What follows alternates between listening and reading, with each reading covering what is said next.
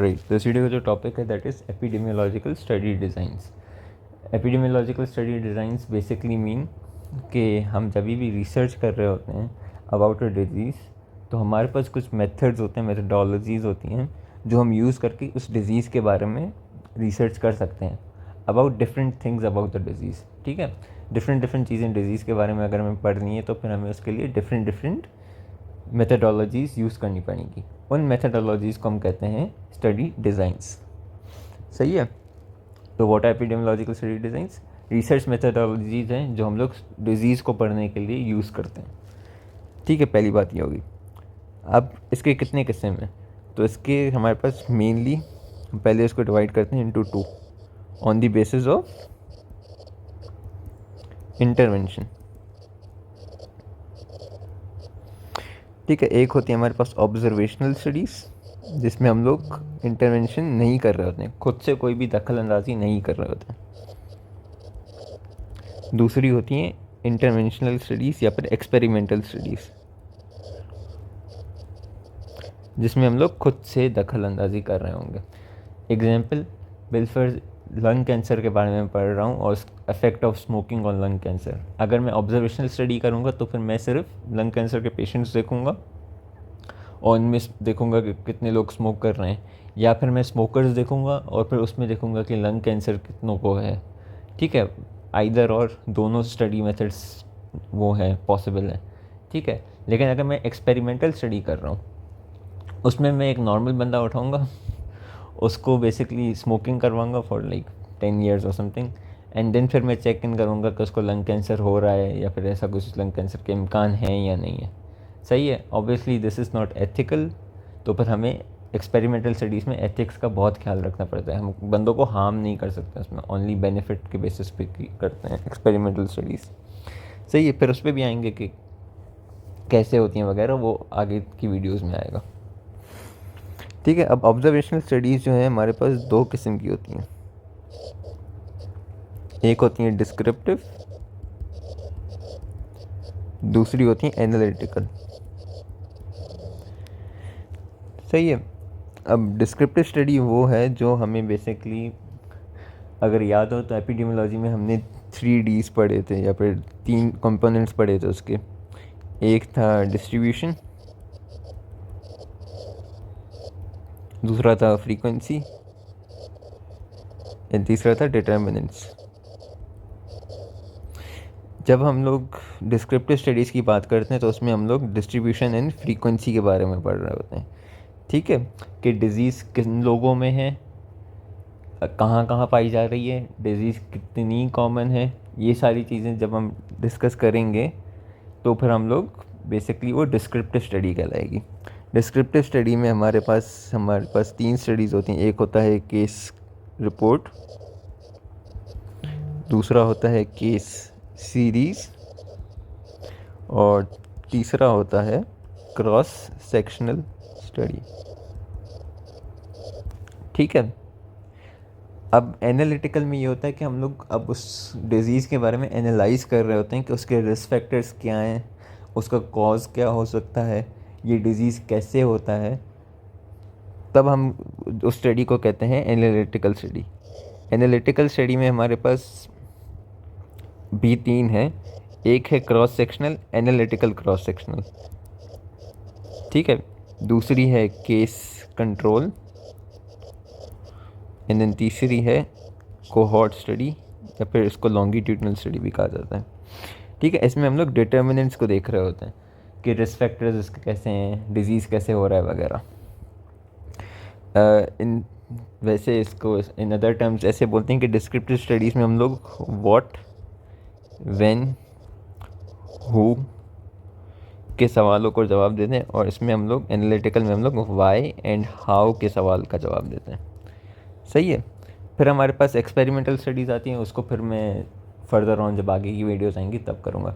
Since इसमें हमारे पास at least 6 studies हैं, 6 तो नहीं 5 इधर हो गई एंड देन एक्सपेरिमेंटल अलग से है, तो ये काफ़ी लंबा टॉपिक है, इसलिए ये टॉपिक मैंने 3 से 4 वीडियोस में डिवाइड कर रहा हूँ। इस वाली वीडियो में हम लोग सिर्फ डिस्क्रिप्टिव स्टडीज़ को फोकस करेंगे, देन इन अदर वीडियोस हम लोग आगे बढ़ते जाएंगे और दूसरी स्टडीज़ को भी कवर करते जाएंगे। ऑलराइट, तो अब हमें क्या डिस्कस करना है, डिस्क्रिप्टिव स्टडीज़। तो फिर डिस्क्रिप्टिव स्टडीज़ या फिर डिस्क्रिप्टिव स्टडी डिज़ाइंस में हमारे पास केस रिपोर्ट है, केस सीरीज़ है और क्रॉस सेक्शनल स्टडीज़ है। ठीक है, केस रिपोर्ट में हमारे पास बेसिकली क्या होता है कि सबसे basic type of descriptive study is case report.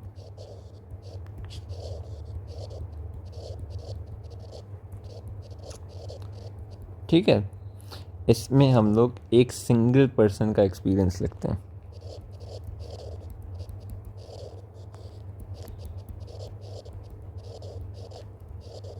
Of a person. ठीक है, तो उसको हम बेसिकली कहते हैं केस रिपोर्ट। यूजुअली क्या होता है कि ये हमारे पास तब हम यूज़ करते हैं जब कोई ऐसा यूनिक एंड अनयूजुअल डिजीज़ आया हो और हमें उसकी basically history, the course of the disease और उसका जो आउटकम है या फिर रेजोल्यूशन है वो देखना हो, तब हम लोग केस रिपोर्ट करते हैं। तो उसमें डिटेल्ड उसकी रिपोर्ट होती है कि इसको सिम्टम्स कहाँ से शुरू हुए, कैसे हुआ, फिर हमारे पास कैसे आया वगैरह, फिर इसकी लैब्स करवाते हैं, लैब्स में क्या आता है, बहुत सारी चीज़ें फिर हम लोग इसमें देखते हैं। एंड देन फिर हम लोग उस एक बंदे के एक्सपीरियंस के हिसाब से केस रिपोर्ट बनाते हैं। ठीक है, इसमें हमारे पास history of the disease, course of the disease, जैसे कोर्स मतलब डिज़ीज़ प्रोग्रेस कर रहा है वो कैसे हुआ, एंड अगर ट्रीट हो गया तो फिर वो कैसे, ट्रीट नहीं हुआ तो फिर क्या उसकी कॉम्प्लिकेशन आई वगैरह, ये जो भी चीज़ें सारी की सारी केस रिपोर्ट में हमारे पास होती हैं। इसका डिसएडवांटेज क्या है कि ये कम्प्लीटली एनेक्डोटल है। एनेक्डोटल बेसिकली मीन्स कि बंदे की अपनी कहानी के हिसाब से है। ठीक है, तो ये साइंटिफिक बेसिकली नहीं हुआ। राइट, साइंटिफिक वो होता है जो मल्टीपल लोगों में हमें मिले एंड देन फिर एक नॉर्म बने, तो फिर हम लोग उस पर बेसिकली बोल सकते हैं कि ये डिज़ीज़ ऐसे प्रेजेंट करेगा वगैरह। लेकिन एक बंदे के लिए हम लोग उस डिज़ीज़ की प्रेजेंटेशन नहीं रख सकते हैं। ठीक है, तो फिर ये एक एनेक्डोटल एविडेंस कहलाता है या एनेक्डोटल रिपोर्ट कहलाती है, एनेक्डोटल स्टडी डिज़ाइन कहलाता है। दूसरी बात ये कि ये अनकंट्रोल्ड होता है।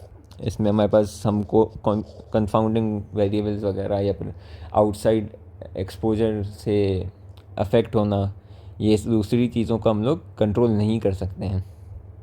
सही है, क्योंकि बंदा तो एक बंदा है और वो खुले में घूम रहा है, तो अब उसको कुछ भी हो सकता है। ठीक है, किसी भी चीज़ से एक्सपोज हो सकता है, किसी भी डिज़ीज़ उसको लग सकता है, दूसरा जो भी चीज़ें, तो वो हमारी स्टडी में अफेक्ट करेगा। सही है, तो ये एक केस रिपोर्ट हो गया। फिर आता है case series. Case series is basically an extension of case report. ठीक है, इसमें क्या होता है कि मल्टीपल केस रिपोर्ट्स जब मिलकर जमा होती हैं तो फिर एक केस सीरीज़ बनती है कि विल्फर्स, मेरे पास एक रेयर डिज़ीज़ आया, किसी और बंदे के पास भी वो रेयर डिज़ीज़ आया होगा, उसका पेशेंट आई मीन, इन तीसरे चौथे पाँचवें ऐसे करते करते बिल्कुल 10 लोगों का केस रिपोर्ट बन गई। एक ही डिज़ीज़ के बारे में 10 केस रिपोर्ट आ गई। किसी ने उस 10 केस रिपोर्ट को कंपाइल किया एंड देन एक केस सीरीज़ बना दी वो। सही है, तो फिर ये हमारे पास केस सीरीज़ ऐसे बनती है, मल्टीपल केस रिपोर्ट्स को मिलाकर बनती है। उसमें फिर कॉमनैलिटीज़ देखी जाती हैं एंड अगेन वही चीज़ों के बारे में होगा, history, course and the resolution of the disease.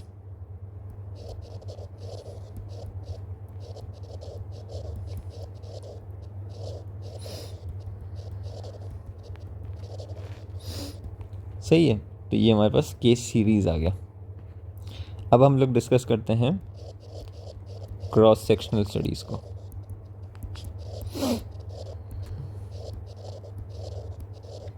Cross sectional studies basically हमारे पास observational study of health status of a population at a single point in time. This is important. ठीक है, तो cross sectional study observational study है of health status of population at a single point in time. ठीक है, ये इसको basically हम लोग स्नैपशॉट स्टडी भी बोलते हैं। सही है, इसमें हम लोग प्रेजेंट पे फोकस करते हैं कि करंटली क्या चल रहा है। सही है, तो फिर ये हमारे पास cross sectional study present focused होती है। इसमें हम लोग ना ही पास्ट में जाएंगे, ना ही हम लोग इसमें फ्यूचर में जाएंगे, हम लोग प्रेजेंट पे फोकस करेंगे। करंटली अगर मुझे करंटली देखना हो कि लंग कैंसर के कितने पेशेंट्स हैं विद इन एरिया, तो वो क्रॉस सेक्शनल स्टडी होगी। ठीक है, इवन इफ अगर मैं इसमें देखना चाहूँ कि इसमें से स्मोकर्स कितने हैं, नॉन स्मोकर्स कितने हैं, ये भी क्रॉस सेक्शनल होगी, लेकिन ये एनालिटिकल क्रॉस सेक्शनल हो जाएगी फिर, क्योंकि हमने फिर इसको वेरिएबल्स में डिवाइड कर दिया, एक्सपोज्ड एंड नॉन एक्सपोज्ड वाले में। सही है, तो डिस्क्रिप्टिव एंड एनालिटिकल में ये फ़र्क होता है। ये भी अभी सही देख लो कि डिस्क्रिप्टिव में हम लोग उसमें एक्सपोजर या फिर वेरिएबल्स का जिक्र नहीं करते हैं, लेकिन एनालिटिकल में हम लोग फिर उसमें एक्सपोजर का जिक्र करके या फिर वेरिएबल्स का जिक्र करके उसमें एनालाइज कर रहे होते हैं कि किस में ज़्यादा कॉमन है, किस में कम कॉमन है वगैरह। ठीक है, इसको हम लोग प्रेवलेंस स्टडी भी कहते हैं, क्योंकि हमें इसमें प्रेवलेंस ऑफ द डिजीज़ का पता चलता है। इसके दो टाइप्स हैं, कौन से डिस्क्रिप्टिव एंड एनालिटिकल। डिस्क्रिप्टिव वाले में हमारे पास frequency and characteristics of health related phenomena के बारे में पता चलता है। सही है, एंड एनालिटिकल में relationship between either two health related phenomena और health related phenomena with variable. वो वेरिएबल स्मोकिंग हो सकता है, या फिर अगर कोरोनरी हार्ट डिजीज़ है तो फिर जंक फूड हो सकता है, या फिर एक्सरसाइज हो सकता है विद कोरोनरी हार्ट डिजीज़। ज़रूरी नहीं है कि पॉजिटिव हो, नेगेटिव एसोसिएशन पे भी जा सकते हो, प्रिवेंटिव मेजर पे भी जा सकते हो। ठीक है, तो ये हमारे पास क्या आ गई, एनालिटिकल क्रॉस सेक्शनल स्टडी। अब इसके यूजेस क्या हैं, क्रॉस सेक्शनल स्टडीज़ के यूजेस क्या हैं। एक तो हमारे पास एक ही है कि हम लोग प्रेवलेंस इससे फाइंड कर सकते हैं। डिस्क्रिप्टिव में आ गया ना फ्रीक्वेंसी ऑफ द डिजीज़, तो प्रेवलेंस का पता चल जाएगा हमें, या फिर डिजीज़ बर्डन का हमें पता चल जाएगा। सही है, इसकी वजह से फिर हमें क्या होता है कि हमें असेस करने में ये इजी हो जाता है कि कौन सी डिज़ीज़ पे हमें ज़्यादा फोकस करना है। अगर coronary heart disease is the leading cause of death in America, तो फिर अमेरिकन्स क्या करेंगे कि कोरोनरी हार्ट डिजीज़ पे ज़्यादा फोकस करेंगे कि हमें इस पे प्रिवेंट कैसे करना है, rather than focusing on SLE which is 1% of population से भी कम में। राइट, तो डिज़ीज़ बर्डन के हिसाब से हम लोग फिर रिसोर्सेज वहाँ पे लगाएंगे। इसीलिए ये बेसिकली हेल्थ केयर के लिए भी हमारे पास इम्पॉर्टेंट होता है प्लानिंग। सही है, रिसोर्सेज को प्लान करने के लिए भी हमारे पास इम्पॉर्टेंट है। उसके अलावा अगर हम बिलफर्स कोरोनरी हार्ट डिजीज़ के बारे में ही बात करते हैं, हमने किसी एक लास्ट ईयर या फिर 10 साल पहले इसकी क्रॉस सेक्शनल की थी, हमें इसका पता चला था कि इसके रेट्स बढ़ रहे हैं या फिर ये बहुत कॉमन हो रहा है कोरोनरी हार्ट डिजीज़। फिर हमने इस पर और काम किया और फिर हम प्रिवेंटिव मेजर्स भी इसके करना शुरू कर दिए। फिर से मुझे क्रॉस सेक्शनल करनी है ताकि फिर मैं प्रोग्रेस देख सकूं कि हमारा जो काम चल रहा है उससे अफेक्ट आ भी रहा है या नहीं आ रहा। ठीक है, तो फिर प्रोग्रेस एवेल्यूएशन में भी क्रॉस सेक्शनल स्टडीज़ का रोल होता है। उसके अलावा हमारे पास हाइपोथेसिस जनरेशन में भी रोल होता है। हाइपोथेसिस जनरेशन में केस सीरीज, केस रिपोर्ट और cross sectional studies are mainly use for generation of hypothesis about a disease. ठीक है, कैसे, बिलफर्स मेरे पास लंग कैंसर का केस आया या फिर लंग कैंसर के मल्टीपल केसेस आए। ठीक है, स्टार्ट करते हैं एक केस के साथ। जब मैंने एक केस देखा तो मुझे पता चला कि उसकी हिस्ट्री स्मोकिंग की थी फॉर 10 ईयर्स। दूसरा केस आया, उसमें भी हिस्ट्री स्मोकिंग की मिली 10 ईयर्स की। तीसरा आया इसमें। ठीक है, पहले मेरे पास आया था केस रिपोर्ट, फिर मल्टीपल केसेस आते गए, lung cancer with history of smoking. ठीक है, तो उसकी केस सीरीज़ बन गई। और फिर जब लंग कैंसर स्मोकर्स में कॉमन होना शुरू हो गया तो हमने जब क्रॉस सेक्शनल स्टडी की, पहले तो डिस्क्रिप्टिव की जिसमें हमने देखा कि लंग कैंसर कॉमन हो रहा है। फिर एनालिटिकल पे हमने मूव ऑन किया, जिसमें हमने क्या कंपेयर किया कि स्मोकर वर्सेस नॉन स्मोकर में प्रेवलेंस कितनी है दोनों में, कि स्मोकर्स में कितनी प्रेवलेंस है of lung cancer and non smokers में कितनी प्रेवलेंस है ऑफ लंग कैंसर। तो फिर ये हमारी हाइपोथेसिस बेसिकली बन गई कि स्मोकिंग कॉजेज लंग कैंसर। सही है, तो ये हाइपोथेसिस जनरेशन में भी इसका रोल होता है। फिर अब इस हाइपोथेसिस को टेस्ट करने के लिए हम लोग case control and cohort studies करेंगे और एक्सपेरिमेंटल स्टडीज़ करेंगे। सही है, तो फिर ये एक स्टेपिंग स्टोन बेसिकली बन जाता है further on epidemiological study designs के लिए। ओके, तो फिर ये हमारे पास आ गया descriptive and analytical studies and then cross section studies के यूजेस। डिसएडवांटेजेस, इसमें बायस, एक तो काफ़ी ज़्यादा बायस का चांस होता है। ठीक है,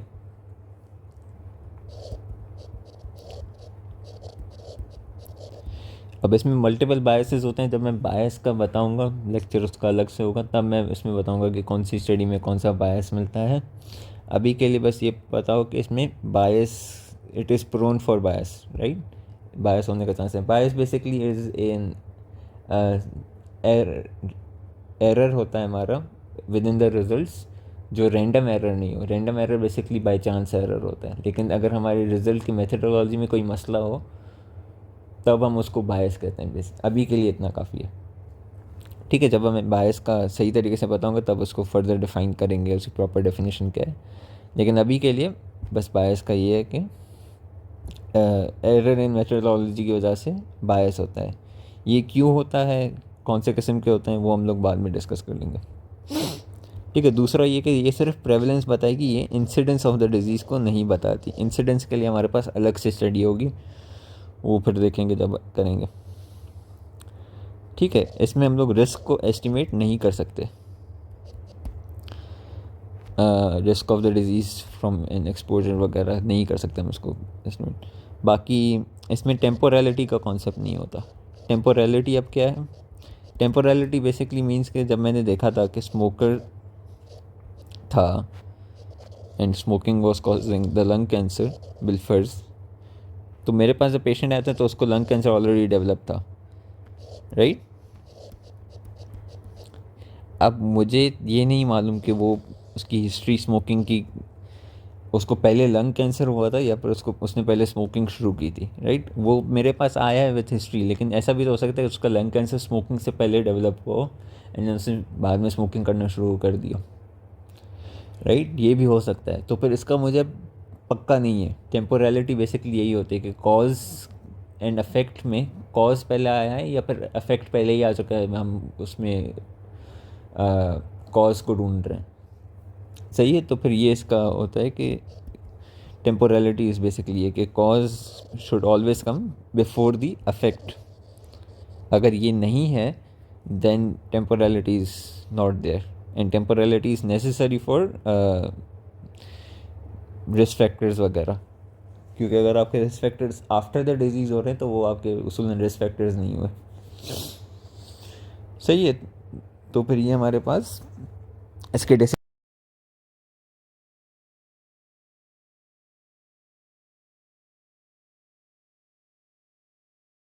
अब हम लोग डिस्कस करने वाले हैं interpretation of cross sectional studies, कि हम लोग अब क्रॉस सेक्शनल स्टडीज़ करने के बाद उसके रिजल्ट्स को इंटरप्रेट कैसे करते हैं। बिलफर्स मैंने एक इसमें लिया है कि मैंने जनरल पॉपुलेशन 100 लोगों की थी, मैंने उसमें से बेसिकली डिज़ीज़ जो है मेरा वो क्या है, लंग कैंसर है। ठीक है, अगर मैंने सिर्फ डिजीज़ लिया है तो फिर this is your descriptive cross sectional.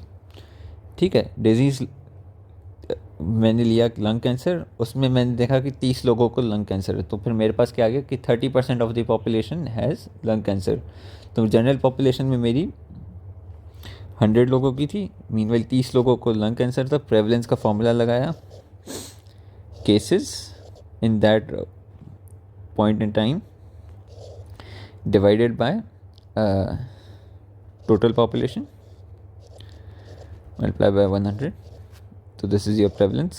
Case 30 थे, टोटल पॉपुलेशन मैंने 100 की लिए है, 100 से प्लस कर दो तो ये 30% हो गया। सही है, तो ये मेरी प्रेवलेंस होगी कि 30% लोगों में लंग कैंसर मौजूद है। Prevalence of lung cancer in this population is 30% या फिर 0.3, जो बोलना चाहो। सही है, तो ये मेरे पास डिस्क्रिप्टिव में इधर तक ही रहता। एनालिटिकल में हम लोग क्या करते हैं कि हम लोग एक एक्सपोजर लेते हैं। यहाँ पर मैं एक्सपोजर ले रहा हूँ स्मोकिंग का, ठीक है। अब मुझे कंपेयर करना पड़ेगा लंग कैंसर की प्रेवलेंस को स्मोकर्स में भी एंड नॉन स्मोकर्स में भी। ये कैसे करेंगे? ठीक है, सबसे पहले कि मुझे तो मैंने देखा कि जनरल पॉपुलेशन में से 30 लोगों को लंग कैंसर है, राइट। तो इसमें से स्मोकर्स कितने हैं और इसमें से नॉन स्मोकर्स कितने हैं? तो मैंने देखा कि 24 स्मोकर्स थे और 6 नॉन स्मोकर्स थे।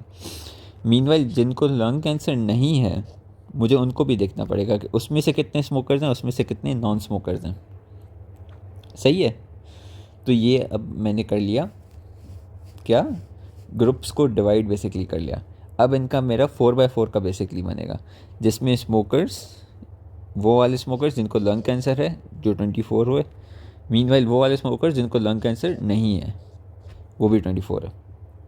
फिर मेरे पास आते हैं नॉन स्मोकर्स जिनको लंग कैंसर है 6, एंड नॉन स्मोकर्स जिनको लंग कैंसर नहीं है वो 46 है। सही है, टोटल पॉपुलेशन इज़ 100 की, काउंट करके देख लेना 100 ही आएगा। सही है, अब मुझे देखना है कि मेरी पॉपुलेशन में से सबसे पहले तो स्मोकर्स कितने हैं।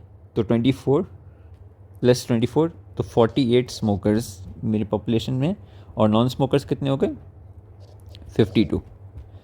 एंड देन मेरी पॉपुलेशन में लंग कैंसर के कितने लोग थे 30, एंड नॉर्मल कितने 70। सही है, prevalence of lung cancer in general population, ये जो मुझे डिस्क्रिप्टिव में निकाली थी मैंने, तो 30/100 मतलब 100, तो ये 30% लोग। सही है, second is prevalence of lung cancer in smokers, तो स्मोकर्स में टोटल कितने 48। सही है, और लंग कैंसर स्मोकर्स में कितने लोगों को है 24 को है, क्योंकि ये स्मोकर्स का है ना ये पूरा, तो लंग कैंसर कितना था 24। सही है, तो अब प्रेवलेंस कितनी हुई इसकी 24 / 48, that is 1/2, and then this is 50%। सही है, and then prevalence of lung cancer in non smokers कितनी है, तो 6 / 52, क्योंकि नॉन स्मोकर्स मेरे 52 हैं टोटल, मल्टीप्लाई बाय 100। अब इसको मुझे करना पड़ेगा calculate.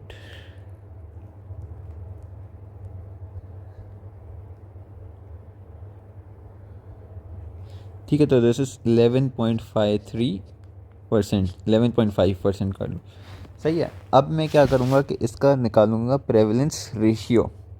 Prevalence ratio is basically the ratio between prevalence in exposed, मतलब कि prevalence in smokers in this case, and prevalence in non smokers.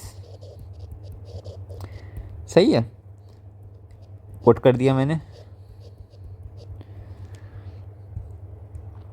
तो 50 / 11.5, the answer is 4.34। Prevalence ratio मेरा उसकी वैल्यू कितनी है 4.34 की आई। सही है, ठीक है, तो मतलब इसका मतलब ये है कि स्मोकर्स में lung cancer is 4.34 times more common या more prevalent than non smokers, according to this study conducted by me. सही है, तो ये बेसिकली क्रॉस सेक्शनल स्टडी में हम लोग इंटरप्रिटेशन ऐसे करते हैं।